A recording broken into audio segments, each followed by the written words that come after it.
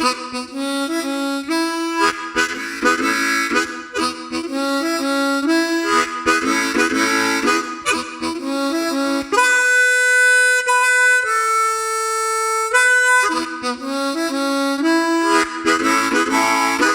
back to the Turn on the Music podcast. This is episode 14. My name is Kyle. We got CJ here. How are you, sir? I'm doing well. How about yourself? Doing. If it's been a week already. Yeah. Been a week. It's been a week. Yeah. Sure has. Because how about you? Same. No, I agree. It's been today was a long day. Rough day. Okay. Sorry. No, I'm expecting the same tomorrow and Thursday. Because I just found out today that like I need to help out with something tomorrow and I need to help out with something Thursday.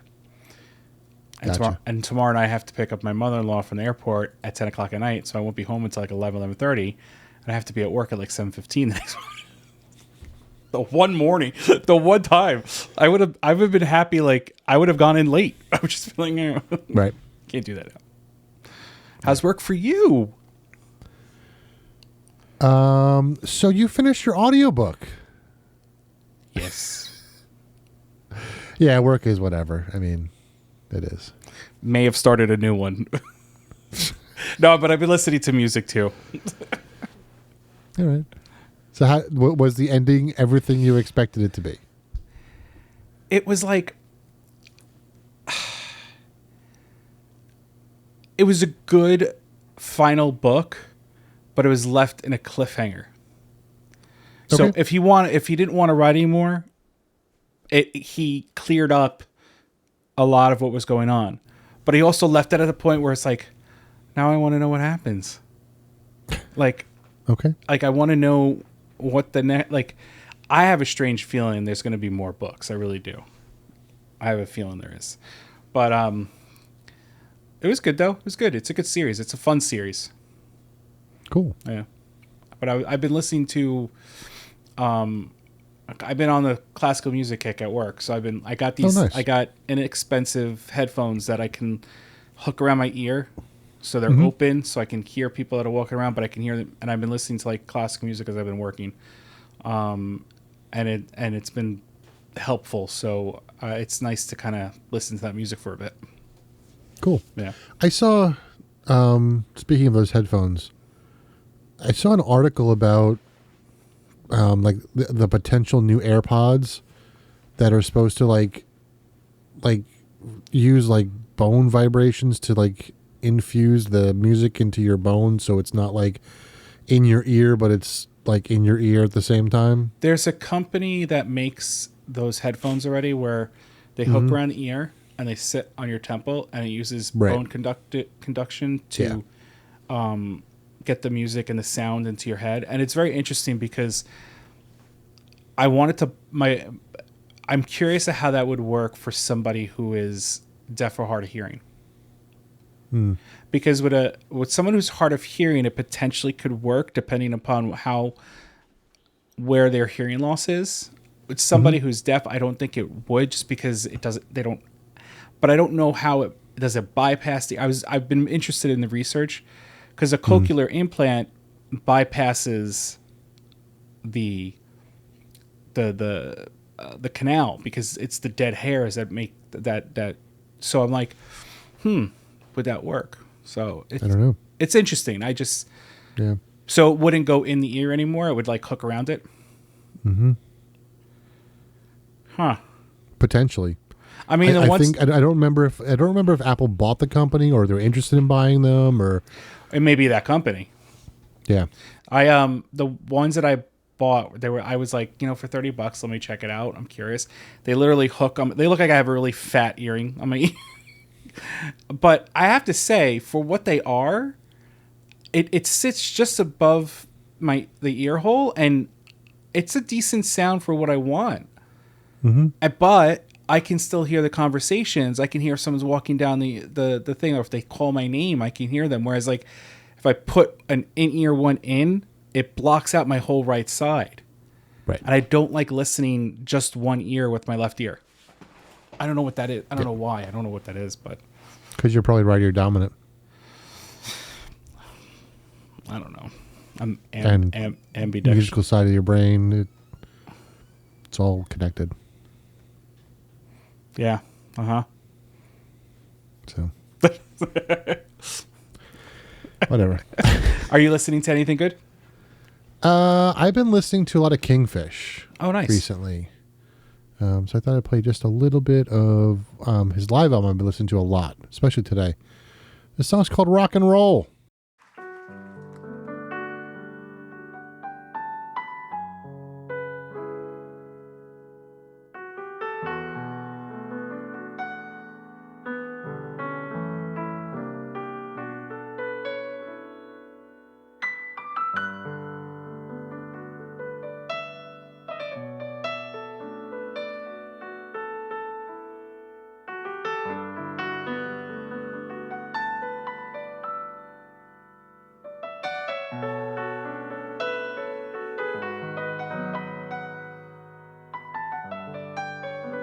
Give it a round of applause for Mr. D Vibes on the gig.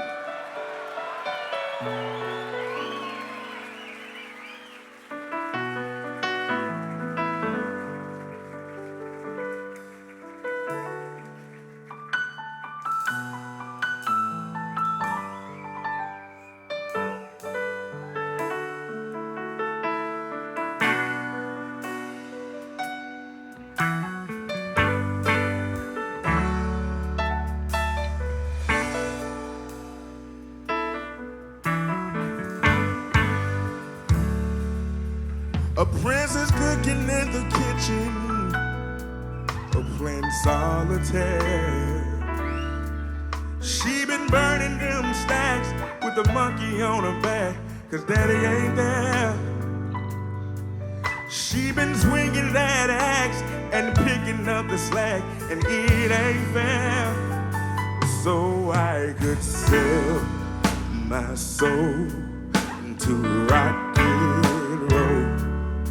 So I could sell my soul to rock and roll. She made a deal with the angels. So I've been on a blues kick. I'm not really sure why. And I've always really liked Kingfish, his voice and his guitar playing. And I'm just going to fast forward just a little bit so you get the end of this, because it kind of picks up towards the end, just to give you a little more of Kingfish's sound.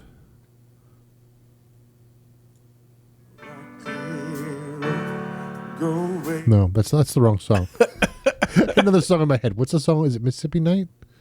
Might be Mississippi Night. Hang on. There we go.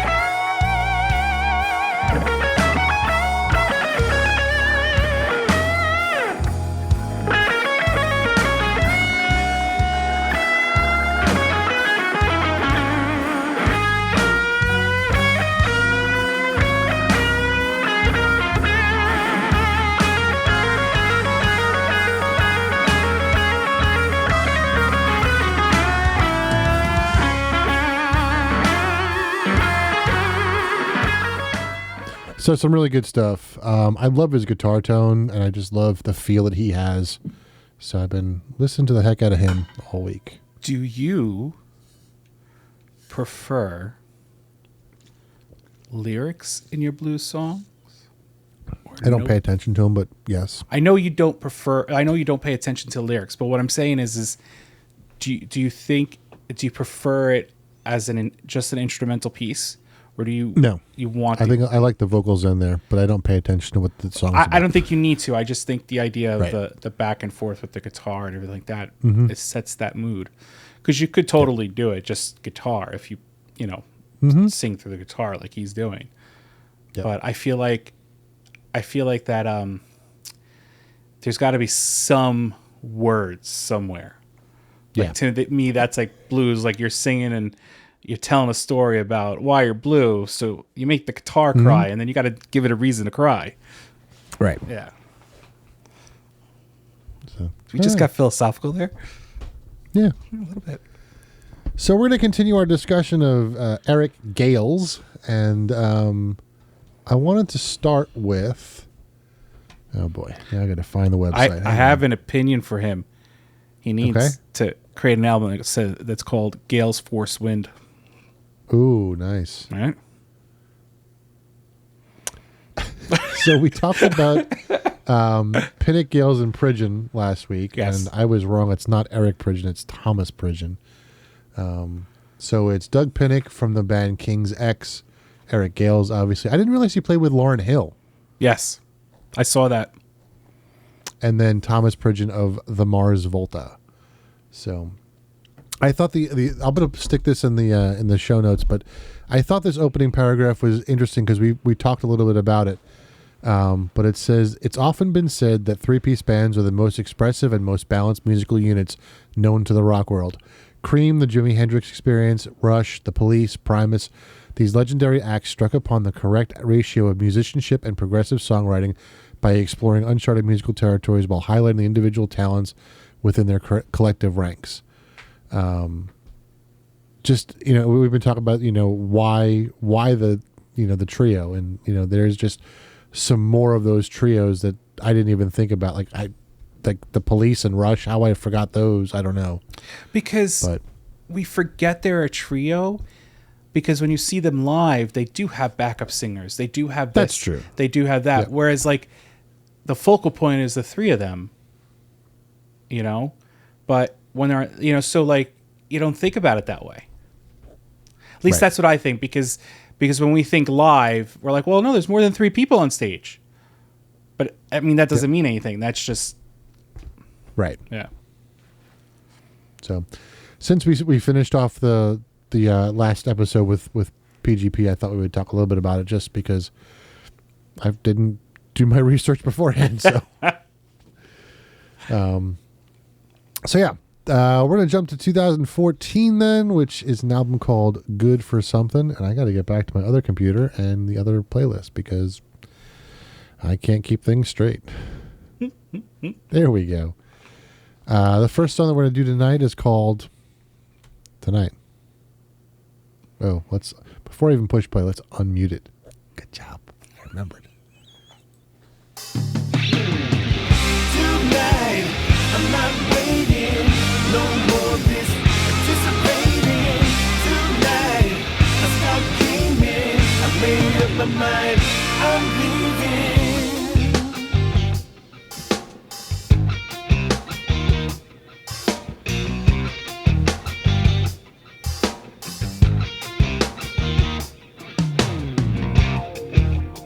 No more pennies down the wishing well. 'Cause now is the moment for my ship to sail. Pulling up my anchor, leaving from this dock. I set my destination, and I will not stop. Tonight, I'm not waiting. No more this anticipating. Tonight, I stopped dreaming. I made up my mind. I'm leaving. Tonight, I'm leaving. So we've kind of gone back and forth with Eric Gales, because he kind of started with this, more progressive sound, then he kind of got into the blues for a little while, and then he got into the Pinnick Gales Pridgen project, and now he's, back to almost his roots, I think, in this next little section. I was just no. It was interesting because I'm listening to you talk, but I saw something come up on Spotify that I thought was interesting too. He's on tour right now. Do you know with who? Did you see? I don't. Okay, hold on a I second. see Slash now. Right, so he's on tour with Slash, or Warren is it? Haynes. Huh? Slash with Warren Haynes. Samantha Fish. Uh-huh.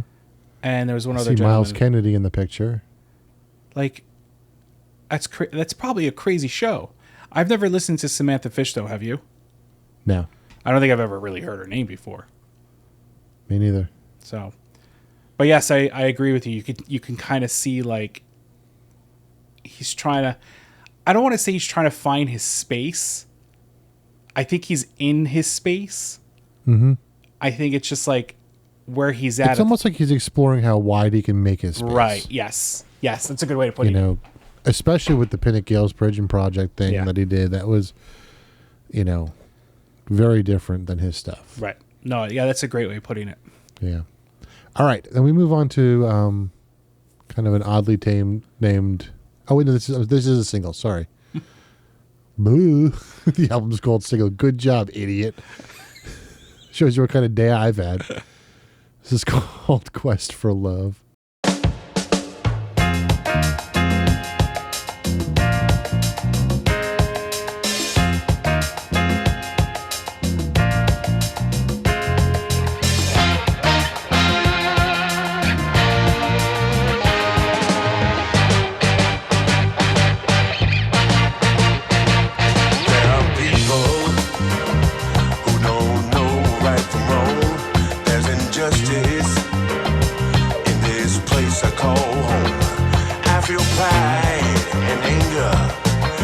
Inside my heart, it's time for an action, for a brand new start.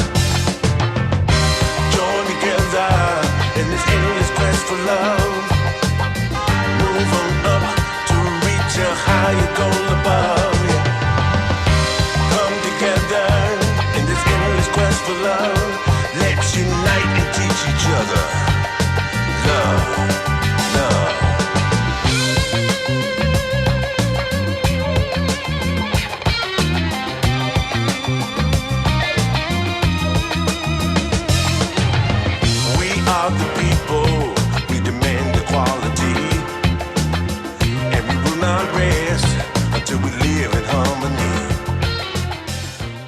So now we got a little disco in there. I was just gonna say, his. That was it. His actual like playing. It's crazy. Can they actually do an album with that? That was a good track. Yeah. I'm sitting here going like, why doesn't he do a whole album like this? Who knows? Very cool. Yeah. I'm glad. I really like his last album because it's not quite that, but it's very different than the stuff we've done so far. So, all right. Now we're gonna move on to 2016, A Night on the Sunset Strip. This is called Make It There. This is a live album. Good album. Very good album.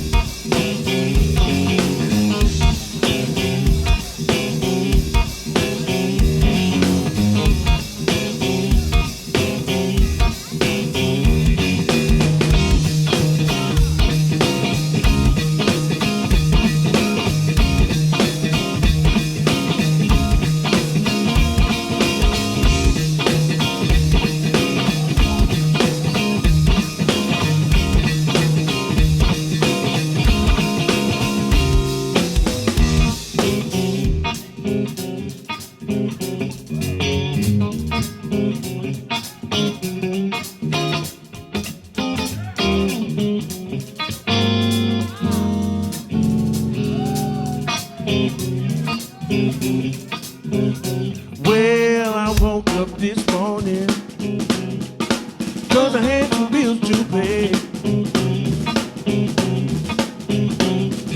Well, I woke up this morning, y'all, 'cause I had some bills to pay. Well, I put on my blue jumper, y'all, and tried to find some work that did. All right, so here was my weird thought during this one. If you think about the guitarists that play left-handed, Yes. most of them are left-hand dominant. Right. So typically when you play the guitar right-handed, right? I mean, most people are right-handed. Your dominant hand is your strumming hand. So when he's playing the guitar left-hand, his dominant hand is his fretting hand. What sort of an advantage does that give him? And me not being a guitarist, I don't know. But I know that like a lot of left-hand piano players have it much easier because their left hand is now the stronger hand. Right. So it's their style is very different because of that, especially in the beginning. I mean, obviously the idea is to make your hands equal, but you always will favor your dominant hand, I think. Well, But I wonder what kind of advantages or style differences he can pull off because he is using his dominant hand to fret as opposed to strum. would you say, Yeah. and I know you're not a guitarist, so we're saying this more in the sense of knowing people that play guitar or just listening to it. Would you think that for you use the example, if you're a lefty playing piano, your left hand is stronger, so you're which tends to be that one that's, driving with the right hand. Do you think it's the same way almost because he's using his dominant hand to move those chords around? Do you think that Could be. I mean, it could be that, his solo playing would be different, faster potentially, cleaner potentially. I don't know. And then you got to think about, this is the more obvious one, I think. Just because he doesn't restring the guitar, so the E string's on the bottom, and the low E strings on the bottom, and the high E strings on the top, which is different. So maneuvering through all of that is different than, like when you watch a guitarist like fret on the keyboard, like the higher notes are usually on the bottom and they have more access to higher up on the neck. But when you flip it, you have to stretch further. so he doesn't flip the frets? Nope. If you look at it, he just takes the guitar and spins it. Really? So it's still. I was actually curious about that right-handed guitar. because I was looking at the guitar and I'm like, it's not a lefty guitar. So which would make sense because the way it's strung, he wouldn't be able to unless he had a guitar that was built specifically for a left-handed person. So he learned it backwards. Yeah. Huh. Who knows? All right. That's very interesting, though. Yeah. Any guitarists out there that want to give us a little insight? Yeah. I can't help there. I'm dumb. Definitely can't help there. Yeah. All right. 2017. This track has got Kingfish, who we just heard playing little blues. This is called Help Yourself.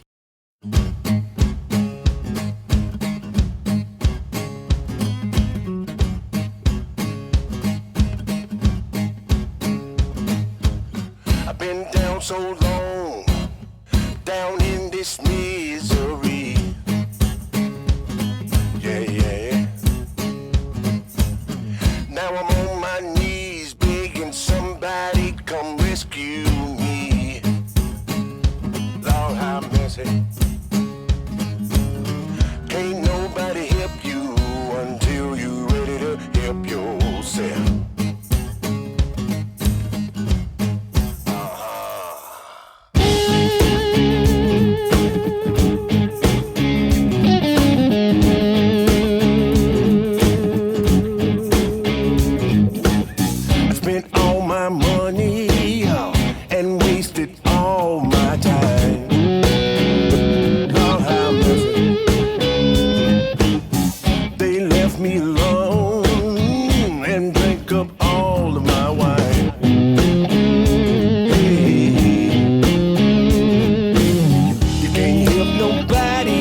Until they get up and help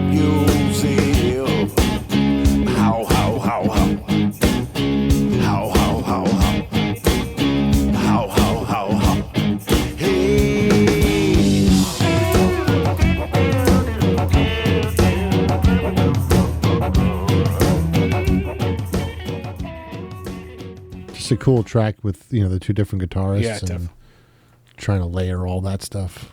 That's cool. Really cool. He's kind of in this, in the era of, playing with other people. So there he had Kingfish Ingram. Now he's got Gino on this album called She. I'm sorry, yes, She Cast. I can't read. It's a single. It is a single. You're right. I tried to. Yeah. She Cast a spell. Eric yells. Gino.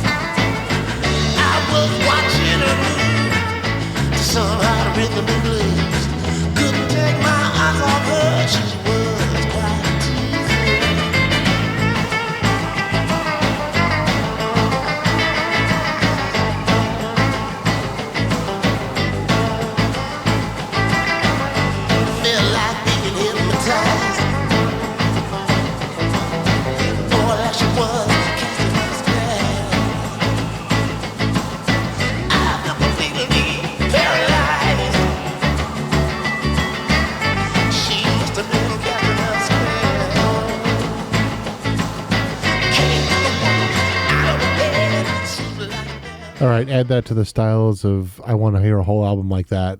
That's like honky tonk. Yeah, it's like got the California Surfer dude kind of thing. Oh my goodness.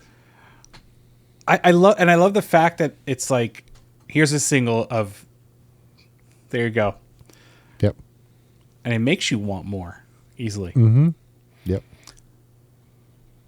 And then we got another one with another guest, and this is a guest that we're going to talk more about. This is Beth Hart. And we've talked about Beth before. She's played with Joe Bonamassa a bunch. They have several albums together. A couple live albums, I think, as well. And this is off the album called Bookends. And this is the theme song of the Wonder Years with a little bit of a twist. So, with a little help from my friends.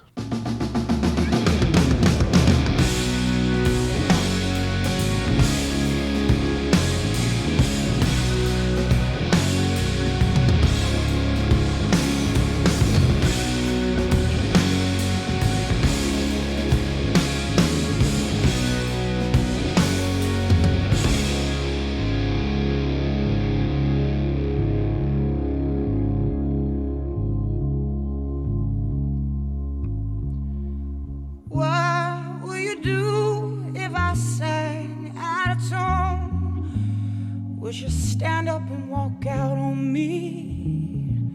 Lend me your ear and I'll sing you a song. I will try not to sing out of key. Oh, baby, now. With a little help from my friend. Oh, I need somebody. With a little help from my friend. Said I'm gonna get on by. With a little help from my friend. Try with a little help.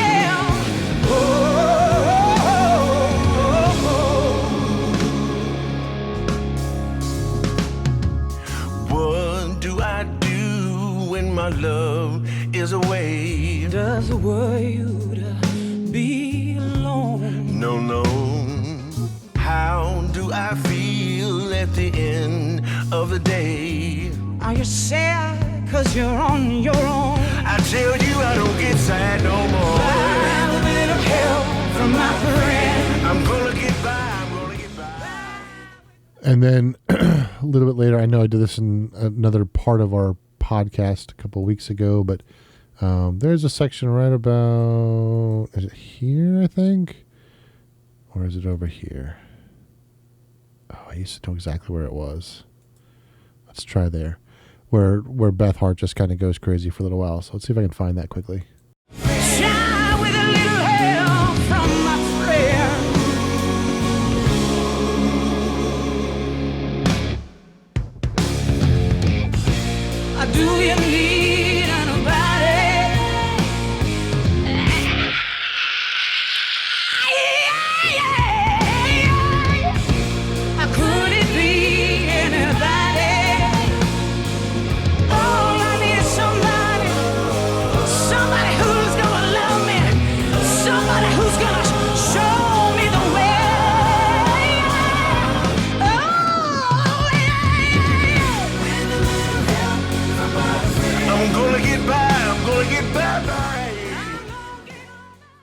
So we're going to hear a little more about Beth Hart, I think next week maybe, unless I change my mind. I don't know. But a fantastic singer. I want her to do Janis Joplin music.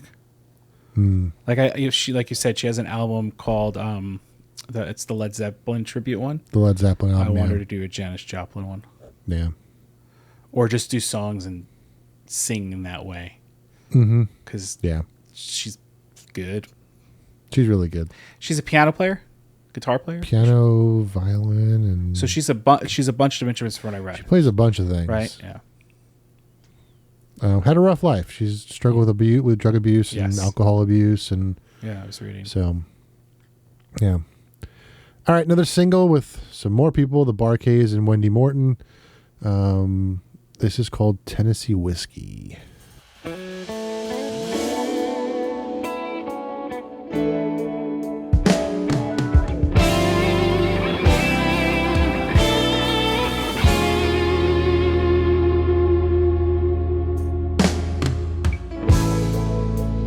Used to spend my nights out in the bar rooms.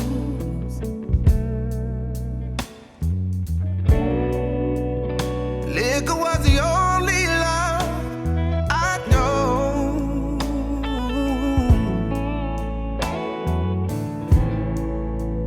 But you rescued me from reaching the bottom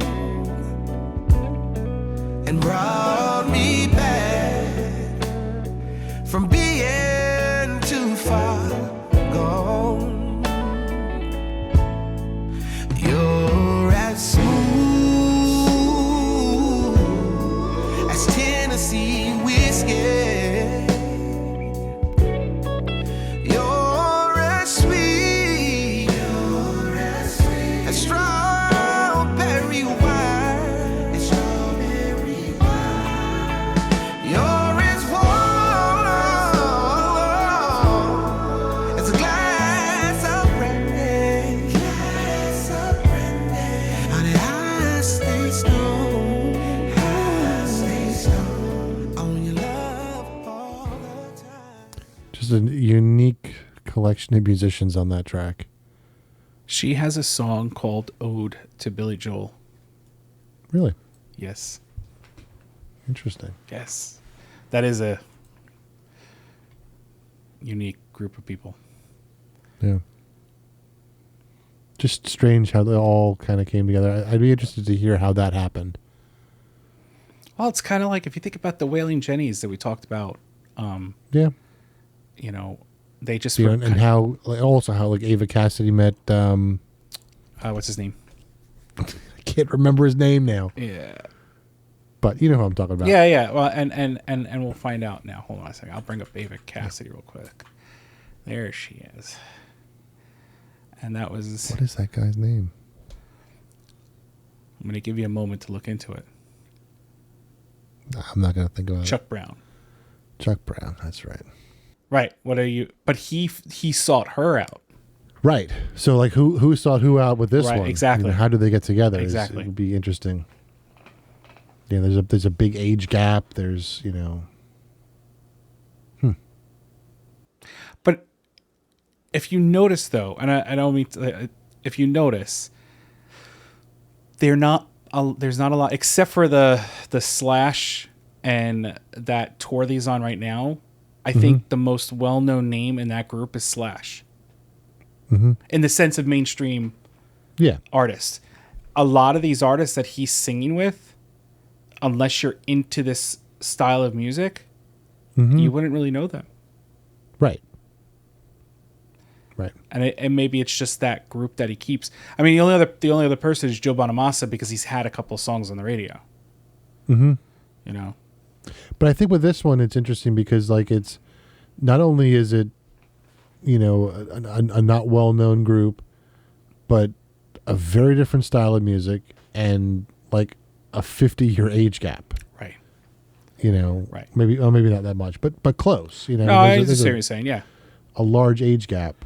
Right. So. Hey. Interesting. All right. We got one more single before we get to our last album. This is Sunshine of Your Love, And this has got Doug Pinnick playing the bass again.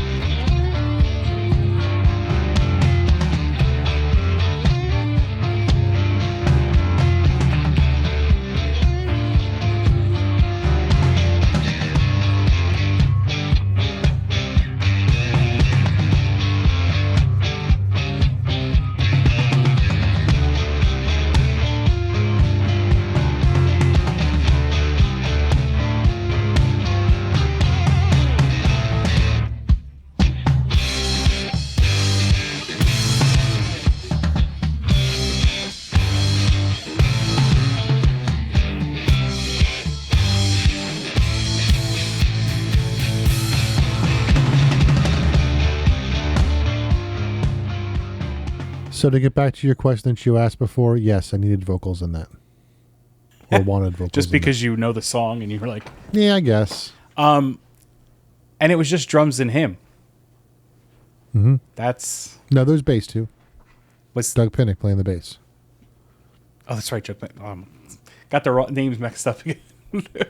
Yes. All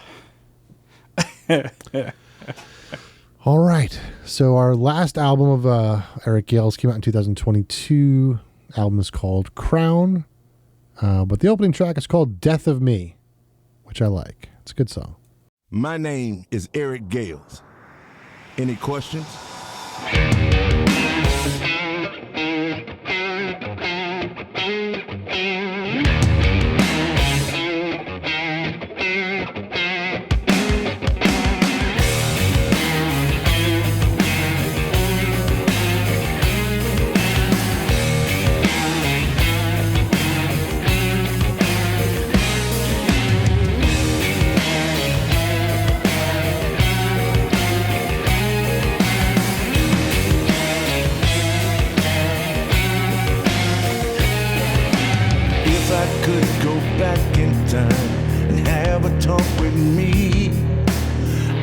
Try and change my mind, show me what I need. Knock that chip right off that shoulder that you just can't see.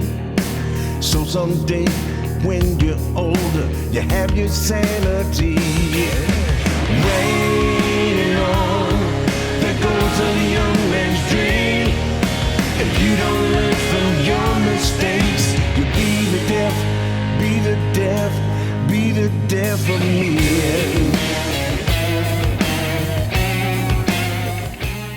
So that is the opening track to this album. This album was produced by Joe Bonamassa, actually. And Joe actually plays on it. On this next song called I Want My Crown. And it's kind of a guitar battle between the two of them. And it's really well done. It's very cool. It's one of those, I like this song because you have two different guitarists and you can hear the distinct styles. I know we talked, last episode about the different, I'm going to call it voicing of Eric's guitar, where he kind of pushes the mids and the highs more than other people do. And Joe tends to, turn up his gain way beyond where it probably should be, but that's his sound, and you get to hear them play, and you can really, once you understand their playing and their, their sounds, you can really pull them apart. So this is called I Want My Crown.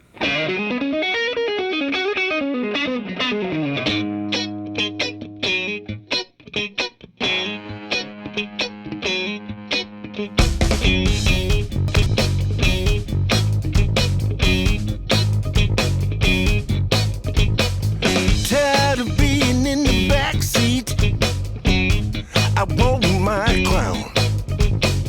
Tired of just making ends meet, y'all. I want my crown. Tired of hearing about Joe B. Say what? And how he tweaks that sound. Now it's my turn, my time to I want my crown. Been on someone else's dome for far too long. If you don't believe me, then listen to this song.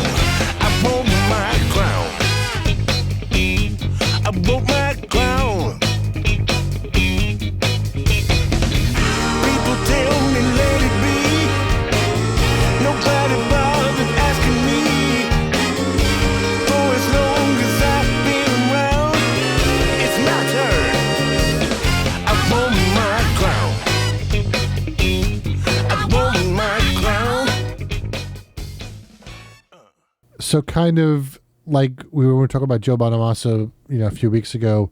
Band's getting bigger. We got horns now. We got backup singers. Right. And what I really like about this is that he doesn't lose his like new sound, but he still kind of incorporates like that older blues kind of horn thing going on. And I think it's a really good balance of the two the two sounds. Oh, no, I agree. It's a good song. Yeah. I'm going to see if I can find a little guitar battle. I want my crown. I want my crown. Now for the people in the back, I don't know if y'all can hear me real good, but it's time to step in the ring. Me and you, let's get it, Joe.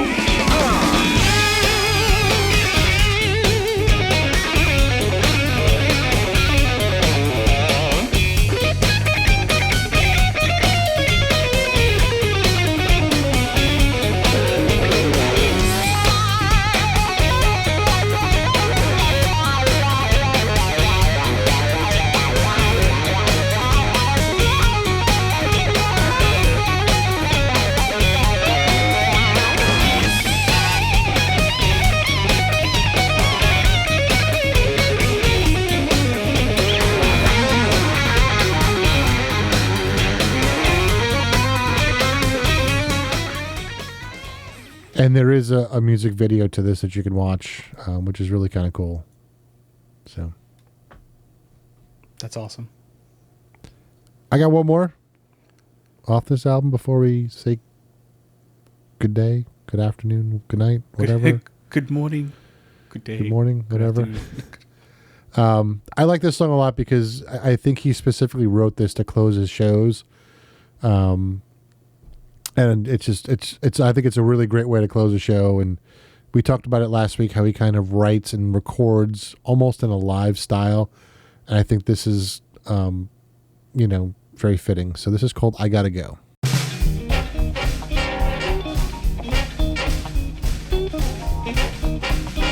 My.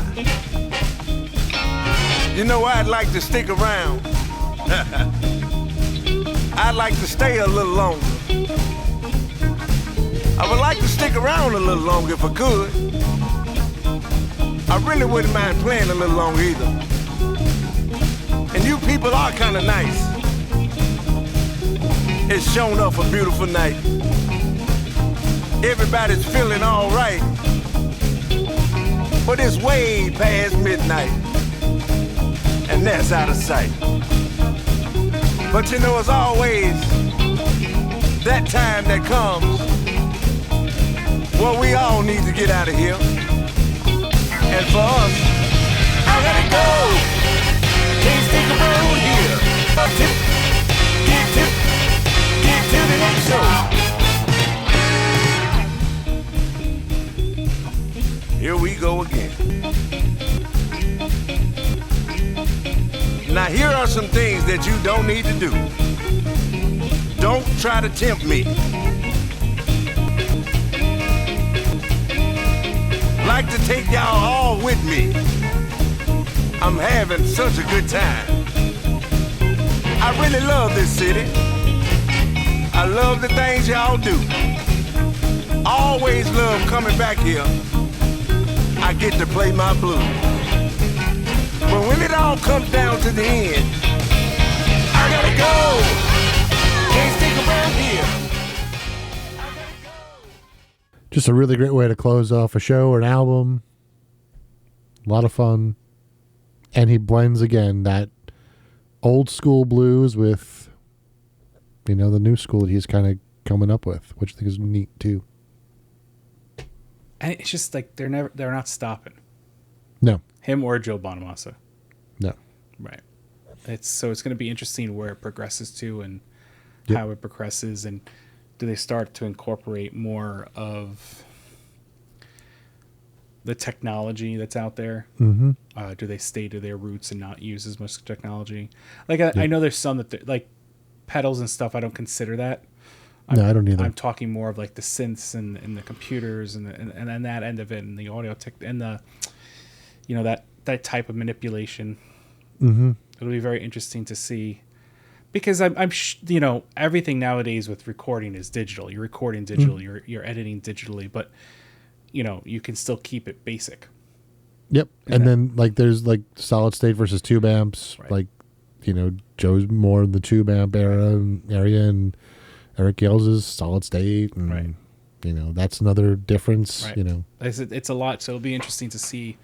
I mean, look, like we said, when we saw Joe Bonamassa live, he used a theremin to change or to add to the sound of his playing with the way he put the neck of the guitar into it. Like, that's not a technology. That's using two instruments together, and it worked. Like, it was cool, So, what I want to know is, at what point, like, was he in a room that a theremin was set up and he accidentally like moved into it, and he's like, "Hey, Who knows? hey, that sounds good." Who knows? Or was he like me? He saw someone go and he was like, "Theremin." So, is that it? So I was just gonna say that I always try to like leave with like one album that I'd recommend to like dip your toe in, and with Eric Gales, I would say that it depends on the style that you like, because there's a lot of different directions you can go. I don't think that I could say this is the one album that I would try. I agree with you. I don't think there is Because one like, if you like the old school stuff, like find like, look for the old school stuff. But if you like the newer stuff, like Crown is a great album. I mean, if you like the more progressive stuff, his earlier stuff is great. I mean, What about the album The Story of My Life? Do you think there's a balance there? yeah, a little bit, I think. Only because there's a song on there, Laying Down the Blues, and then his follow-up album to that is Laying Down the Blues, which is like his hit, which is like you said, it's almost like his hit songs, but not really. Yeah. I don't know of, I can't think of one off the top of my head that kind of encompasses everything. Okay. Maybe Bookends kind of does all of it. Based Kind of on the old title school, of the new album. Bookends. Yeah. A little bit here, a little bit here, and then a whole bunch in the middle. Yep. So good luck finding one that you like. I mean, honestly, you can't go wrong. I see that this is just what I do when like, for example, finding Samantha Fisher. I've never really listened. Like, I would love to listen to another female blues artist. So what I'll probably do is find her essential playlist that Spotify does or Apple Music does or whatever does, and that's how I'll listen to them, because it'll flip through their albums. And I mean, that's one way to do it with him, because you'll kind of get a little bit of everything and then maybe find an album that you want to listen to. Yep. That's my suggestion. Yeah. The best thing you could do is you can join us this Sunday at 7:30, and you can hear all these songs in their wonderful entirety, including others from the albums. Mm-hmm. Yep. That's another And way. I would also caution this, just because I've experienced it, especially today. Don't overdo it with him. Yeah.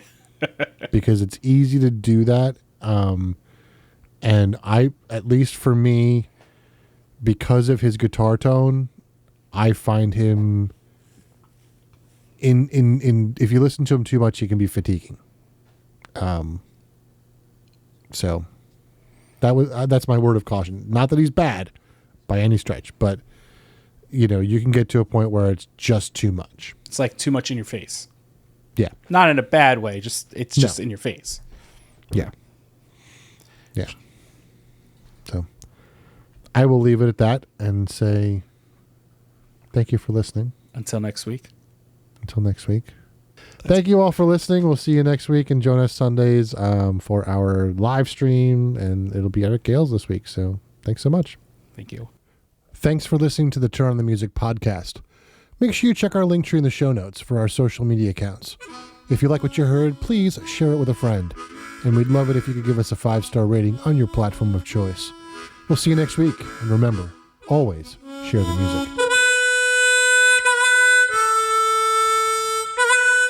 Thank you.